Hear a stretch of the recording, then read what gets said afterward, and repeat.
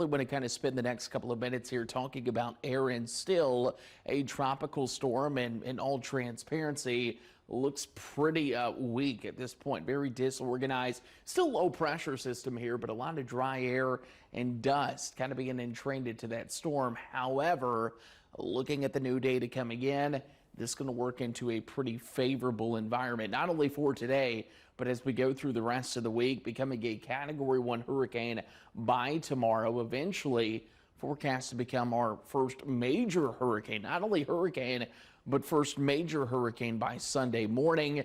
You'll notice that track, obviously one for us here in the Carolinas, that we look at and keep a very close eye on as we go into next week. Right now, Erin, 45-mile-per-hour winds.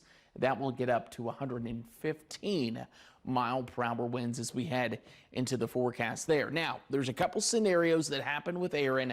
The likely one actually going to be an area of high pressure that's a little bit weaker. So as that high pressure weakens, we'll likely see Erin turn out to shore, turn out to sea, and not pose a threat to us. You'll notice, though, just how dispersed some of the new model data is this morning, and that is why we're still not out of the woods yet. We need to keep an eye on a possible shift to the west as we head past the weekend and into the week, basically because a stronger area of high pressure doesn't want to really give up. That would nudge Erin closer to the East Coast, and something obviously we would need to keep an eye on. Bottom line, Erin's going to become our first hurricane.